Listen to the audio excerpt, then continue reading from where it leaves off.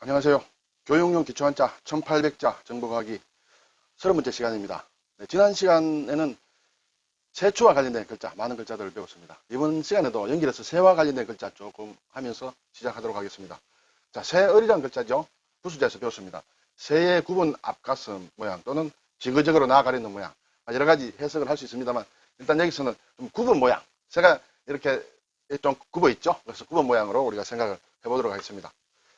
자, 이런 모양의 글자인데 위에 부분은 이것이 빈다는 빌거리입니다. 국을 한다, 거린이다 할 때 거리인데 위에 부분은 사람인이 이렇게 모양이 좀 바뀐 모양이에요. 그래서 사람이 이렇게 국을 할 때는 몸을 이렇게 구부리고 하죠. 그래서 이 얼은 굽은 모양을 나타낸다. 그래서 사람이 몸을 구부리고 있는 모양이다 해서 빈다라는 그런 뜻을 가지겠습니다. 자, 아래 글자는 이 둥글환입니다. 우리가 알약 같은 둥근 약을 환약이라 하죠. 그리고 탄환, 탄알 같은 걸 동글동글한 것을 탄환이라고 하는데 그래서 둥글환이 되겠습니다.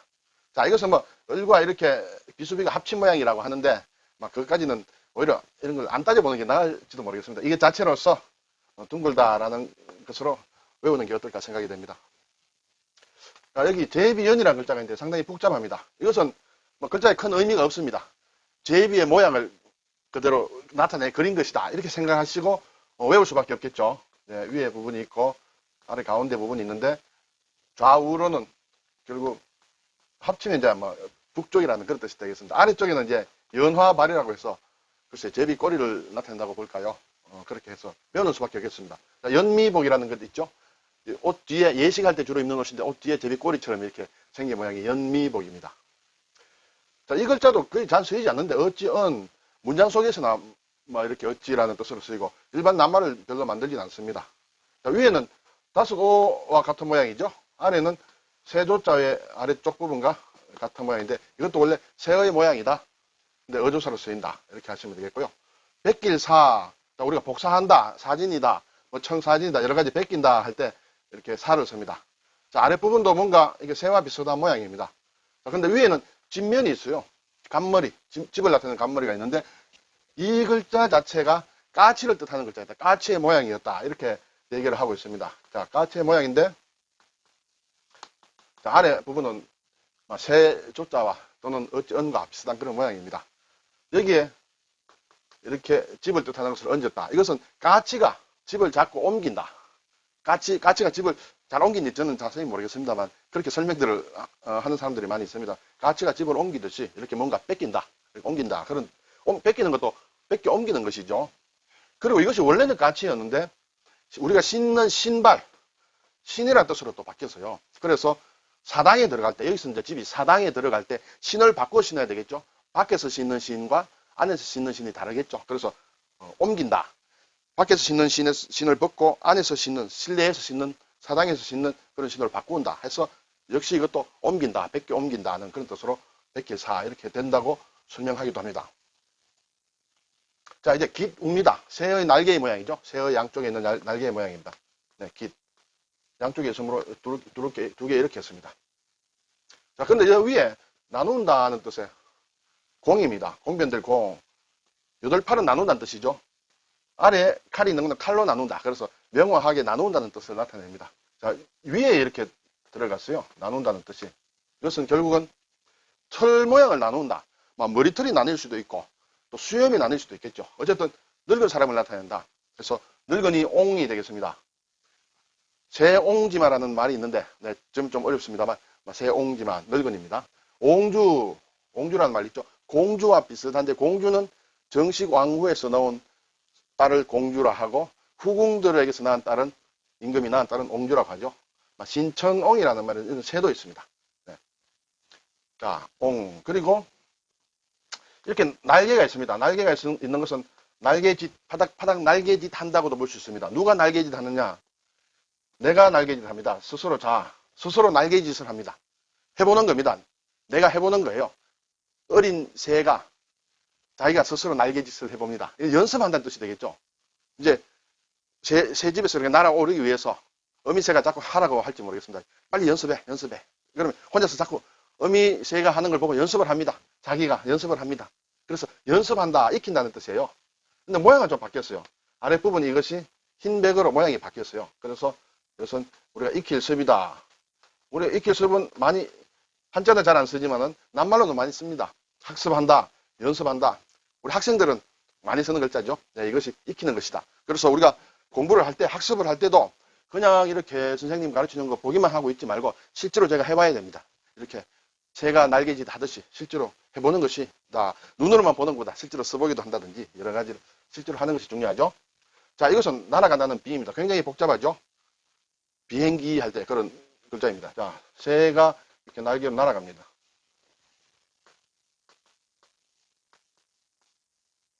자, 이렇게 생긴 글자는 이 글자뿐이에요. 물론 딴 것과 합치는 글자 하나 나오겠습니다만, 그래서 물론 이거 자꾸 써보시면 재미있습니다. 내가 얼마나 이쁘게 쓸 수 있을까 자꾸 써보시는 가운데 저절로 익힐 수 있는 그런 글자예요. 자, 한번 써볼까요? 이렇게 획을 얼마나 내가 이쁘게 꼽으릴까 그런 것도 생각하시고 또 네. 글자 제가 잘못 썼네요. 이렇게 획 돌리는 걸 연습을 해보시면 재미있으리라 생각이 됩니다. 자, 이제 또 안일비라는 글자가 있습니다. 이것도 새가 날개를 좌우 대칭으로 편 모양인데 아니다. 좌우 대칭이니까 한쪽 같은 방향이 아니고 나누어진 방향이니까 아니다. 이렇게 생각을 하는 것입니다. 반대 방향이다. 그래서 이렇게 하고 하나, 둘, 셋. 또 이렇게 하고 하나, 둘, 셋. 이렇게 하면 되겠습니다. 네. 자, 좌우 반대 방향이에요. 여기 손을 뜻하는 재방변을 합니다. 그러면 좌우 반대 방향이므로 손으로 반대 방향으로 밀어낸다는 그런 뜻이에요. 그래서 밀칠배가 됩니다. 배타적이다. 타는 남을 얘기하거든요. 남은 밀어낸다는 뜻이에요. 당신은 우리가 아니니까 오지 마. 이렇게 밀어내는 거죠. 배제. 이것도 밀어내서 이렇게 없애버리는 그런 것을 배제라고 합니다. 자, 반대 방향이에요. 무엇이 반대 방향이냐? 마음이 반대 방향이에요. 마음이 반대로 나뉘어 있어요. 슬프겠죠? 마음이 같은 방향에 가면 좋을 것인데, 내 마음과 내 마음이 이렇게 나뉘었다. 뭐 그럴 수도 있고, 또 내 마음 속에서 뭔가 이렇게 서로 맞지 않는 마음이 있어요. 이렇게 할까, 저렇게 할까. 뭐 여러 가지 있을 수 있겠습니다. 생각은. 그래서 슬프다. 맞지 않다. 그래서 비관. 이런 글자를 만듭니다. 자, 이것은 그래서 반대이기 때문에 아니다는 것이죠. 그리고 그것은 또 잘못됐다라고 또 해석이 조금씩 이렇게 발전하게 됩니다. 뭔가 잘못됐다. 다른 방향이 뭐 잘못됐다. 이렇게 볼 수 있겠죠. 그래서 잘못된 사람을 그물로 가두는다. 그물 모양입니다. 잘못된 사람을 잡습니다. 잡는 것은 허물이 있다는 그런 뜻이 되겠죠. 허물이 있는 사람을 그물로 붙잡아 가두는 모양이다. 그래서 허물이다. 죄인이다. 범죄다 할 때 쓰는 글자입니다. 자, 양쪽으로 이렇게 늘어 서 있습니다. 무엇이 늘어 서 있느냐? 수레가 이렇게 양쪽으로 늘어 서 있습니다. 수레가 양쪽으로 쫙 줄지어 서 있는 것이다. 그래서 하나의 어떤 무리를 뜻합니다. 무리. 그래서 선배, 후배 할 때 쓰는 것도 이 무리를 뜻합니다. 연배, 어떤 나하고 나이가 같은 또래, 나이가 같은 또래를 동년배라고 합니다. 나이가 같은 무리, 그런 얘기가 되겠습니다. 자, 이제 새와 관련된 것이 끝나고 물고기와 관련된 글자입니다. 자, 물고기어도 우리가 부수자에서 배웠습니다. 자, 물고기의 모양을 나타낸 것이죠. 물고기를 위해서 본 모양입니다. 자, 물고기가 물 안에 있습니다. 물고기가 물 안에 있어요. 그래서 삼수를 댔습니다. 물 안에 있는 물고기는 잡아야 되겠죠. 그래서 고기 잡을 어가 되겠습니다. 고기 잡을 어. 어부, 어촌 이렇게 되겠습니다. 자, 어부 할 때 이 물고기를 쓰면 되지 안 됩니다. 삼수를 한 고기 잡을 어와 고기어와 다릅니다. 자, 고기어가 있는데 오른쪽에 양이 있습니다. 양. 자, 상상을 해보세요. 왜 같이 붙였을까요? 곱다라는. 물고기와 양고기는 신선해야 되는 거예요. 이렇게 썩으면 이렇게 쓸 수가 없습니다. 신선할수록 좋은 것이에요. 물고기나 양고기는 신선할수록 좋다. 그래서 고울선이라는 글자입니다. 조선이라고 할 때도 씁니다. 신선하다 할 때 쓰고요. 자, 풀이 있습니다. 풀초. 그리고 물고기가 있죠. 그리고 벼화가 있습니다. 자, 이것은 약초라고 생각하세요. 약초. 이것은 생선이라고 생각하시고 이것은 곡식이라고 생각하세요. 자, 우리가 산에 있는 좋은 약초를 먹는다. 그리고 물고기를 먹고 곡식을 많이 먹으면 이제 죽어가던 사람도 다시 솟아난다. 새로 살아난다 해서 깨어날 소 이렇게 되겠습니다. 소생한다 하는 약초와 물고기, 곡식을 먹고 다시 깨어나는 것을 깨어난 소라고 합니다. 자, 글자가 굉장히 복잡하죠? 복잡하지만 볼 필요도 없습니다. 사람이 아주 힘들어서 어떻게 참 시름시름 앓는 사람을 어떻게 다시 이렇게 세우겠어요? 자, 약초를 가져오너라. 그리고 고기를, 좋은 고기, 물고기 아주 좋은 것을 펄떡펄떡 하는 도미 같은 걸 또 먹이고, 그리고 곡식으로 밥을 잘 해 먹이면 깨어난다. 세 개를 붙이면 되겠습니다. 소생한다. 소철이라는 그 식물이 있죠. 관상용으로 쓰는 그런 식물입니다. 깨어난다. 철은 철이에요. 쇳덩어리를 얘기합니다. 철분이 있어야 이렇게 잘 자라는 것이 소철이라고 합니다. 그래서 소철이 시들시들하면 그 못을 하나 꼽는다 그러더라고요. 못을 꼽으면 철분이 들어가서 솟아난다. 들은 얘기라서 제가 확신은 못하겠는데 아마 맞는 것 같습니다. 낱말 이름도 그렇고요. 자, 이제 어금니 아입니다. 어금니가 어디서 하면 아 해봐야 돼. 아, 안쪽에 보면 아 해야 되겠죠. 이 하면 이가 앞니가 보입니다. 아 하면 안쪽이 보이죠. 그래서 아입니다. 어금니는. 이것은 두 개의 어금니가 엇물린 모양이다. 근데 지금의 글자에서는 그것을 좀 찾기는 힘들어요. 어쨌든 두 개의 어금니가 엇물린 모양이다. 그래서 어금니를 뜻한다. 앞니와 어금니를 합친 것은 치아라고 하죠. 자, 여기에 풀을 뜻하는 풀초를 위에 붙였어요. 이것은 싹이 어금니처럼 이쪽 저쪽에서 어금니가 이쪽 저쪽에서 자라죠. 이쪽 저쪽에서 어금니가 자라듯이 싹이 이렇게 자라나는 것. 그것을 우리가 싹이라고 합니다. 싹아. 어떤 발아한다는 것은 싹이 트는 것을 얘기하죠. 발아한다. 네. 자, 여기에 마을 나르를 뜻하는 우부방을 넣습니다. 우부방을 넣으면 이것은 어떤 중국에 있는 어떤 나라, 지역의 이름입니다. 사인데 그것이 뜻이 간사하다는 뜻으로 쓰일 뿐입니다. 원래 중국의 지명이다. 그러므로 우리가 뭐 중국의 지명까지 알 필요는 없겠죠. 이것이 간사할 사로 쓰인다. 사악하다. 사수를 부린다. 할 때 그런 글자가 되겠습니다. 자, 여기에 오른쪽에 새를 뜻하는 새추 넣어보겠습니다. 자, 이것은 어금니입니다. 입니다. 새의 이빨이 되겠죠. 또는 뭐 어금니도 될 수 있고. 새에게 있어서 이빨은 우리가 뭘로 보면 될까요? 부리로 볼 수 있죠. 부리. 새 부리로 이렇게 딱딱딱딱딱 소리를 낼 수 있죠. 그래서 새의 어금니 또는 새의 부리다 해서 그 소리가 맑은 소리다. 새의 부리가 부딪히는 모양인데 그 소리가 맑다 해서 맑을 아입니다. 우아하다 할 때, 우아하다. 또 아량이 있다 할 때도 이 아자를 씁니다.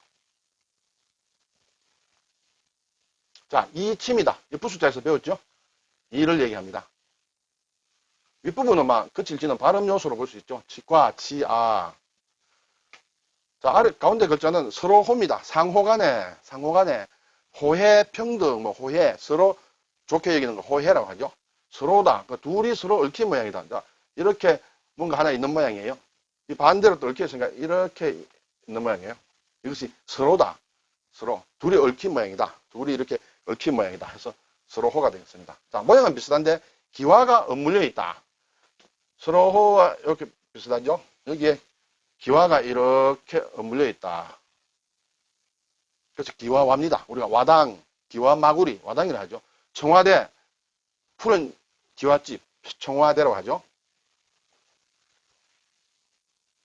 자, 이제 조금 어려운 글자인데요.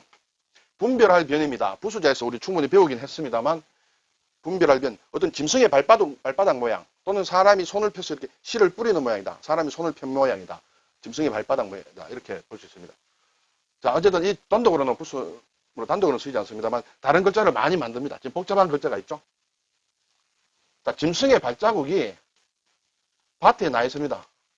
밭에 짐승이 들어왔다는 얘기가 되겠죠.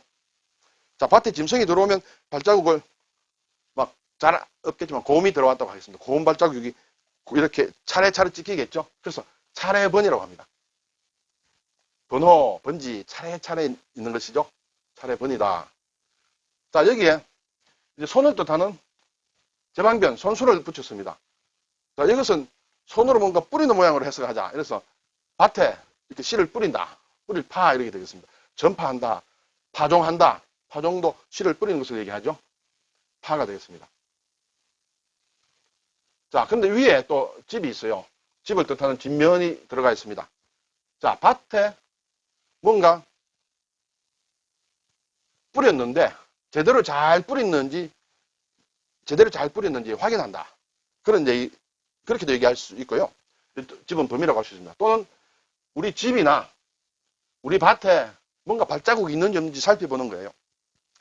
짐승이 밭에도 올 수 있지만 집 안에도 기어들어올 수 있다 생각해서 우리 집, 우리 마당에 왔는지 또 우리 밭에 왔는지 이렇게 짐승이 왔다 간 짐승입니다. 짐승의 발바닥이 있는지 없는지 이렇게 살펴보는, 어느 놈이 왔다 갔나 이렇게 살펴보는 그런 것이 되겠죠. 살필 심입니다. 심사한다, 신문한다 그런 글자를 만듭니다. 자, 여기에 이제 요거는 차례를 뜻하는 번이에요. 그죠?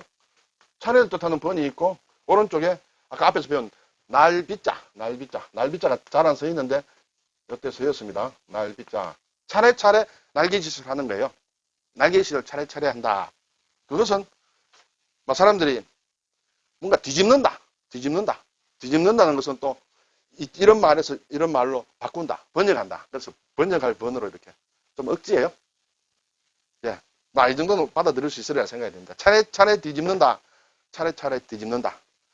번역을 할 때도 한자 이렇게 뒤집어서 번역을 해야 되겠죠. 예. 번역한다, 번안한다 할 때 쓰는 글자가 되겠습니다. 자, 이제 벌레충이란 글자죠. 부술자에서 우리가 배웠습니다. 자, 원래 벌레를 얘기하는 것은 이것이 3개가 있어야 되겠습니다. 한자에서는 2개 있으면 많은 것, 3개 있으면 더 많은 것입니다. 벌레들은 우글우글 한 곳에 있습니다. 벌레가 한 마리 이렇게 있는 것보다 어떤 벌레들은 주로 집단적으로 있죠. 그래서 많이 있습니다. 벌레가. 이것이 벌레충자의 정자가 되겠습니다. 그래서 해충이다, 익충이다 할 때 이렇게 3개를 써야 됩니다. 그런데 이 벌레를 뜻하는 글자가 다른 글자와 합쳐서 새로 너무 힘들어요. 2개를 지웁니다. 하나로 대표해서 벌레를 뜻하는 그런 글자를 쓰고 있습니다. 여기에 이런 글자를 넣었는데 이것은 뱀을 뜻하는 뱀사가 됩니다. 이 글자 자체가 뱀을 뜻하는 글자예요. 왜 이렇게 이게 뱀을 뜻하는 글자냐? 그건 좀 어려운 부분이니까 여기서는 생략을 하고 이 자체가 뱀을 뜻하는 것이다. 그래서 뱀사다, 독사다, 사족. 예, 사족입니다. 예. 자, 그리고 말이 있는데 말이 있어요. 말이 있고 또 좀 복잡한 글자가 있습니다. 자, 복잡한 글자 우선 알기 쉬운 글자는 아래 벌레 충자가 있죠. 위에 보면 또우자가 있습니다. 또우는 손을 뜻하죠. 또우는 손. 손에 손톱이 있어요. 손톱을 2개 이렇게 찍었습니다. 자, 이렇게 아주 꼭 꼬집으면 이렇게 손톱같이 아픈, 손톱으로 꼬집는 듯 아픈 벌레, 벼룩을 얘기합니다. 벼룩. 그러겠죠? 손톱으로 이렇게 꼬집는 것처럼 아프게 하는 벌레에서 이것이 벼룩입니다. 자, 말이 이렇게 벼룩에 물렸습니다. 어떻게 했어요? 말이 난리가 나겠죠? 떠들소라고 합니다. 소음, 소동. 말이 말은 못하고 지금 이제 소리만 내겠죠? 자, 우리가 이런 글자가 있습니다. 여기에 점을 하나 찍었다. 이것은 바람을 아는 도체 모양이다. 돛담배에 도체 바람이 가득 실린 모양이다. 여기 아래에 벌레를 넣습니다. 자, 모양을 조금 좋게 바꾸겠습니다. 이렇게 해서 이렇게 하고 아래에 벌레를 넣습니다. 벌레가 바람을 가득 실은 돛에 담겨서 이렇게 날아갑니다. 옛날에는 바람이 벌레를 실어 나른다고 생각했어요. 메뚜기 때가 온다든지 할 때. 그래서 그것이 바람이다. 바람풍입니다. 우리가 부수자에서 사실은 배운 글자가 되겠죠. 그래서 여기에 무릇범, 이것은 무릇, 범인, 평범하다는 그런 것도 씁니다. 평범하다, 범인은 평범한 사람을 얘기하죠. 무릇범, 무릇은 다 동일하다, 다 비슷하게 적용된다는 것을 무릇입니다. 특별하지 않는다. 그래서 이 글자가 바람풍을 만드는데 들어가는 글자이다. 자, 오늘 이 시간은 글자가 조금 적었습니다만 그래도 새로운 글자이므로 조금 다시 복습을 제대로 해야 되겠습니다. 노트를 하시고 크게 소리를 내어서 이렇게 읽어봐야 되겠습니다. 다 끝나고 나면 처음으로 또 돌아가셔서 복습해야 됩니다. 네, 수고하셨습니다.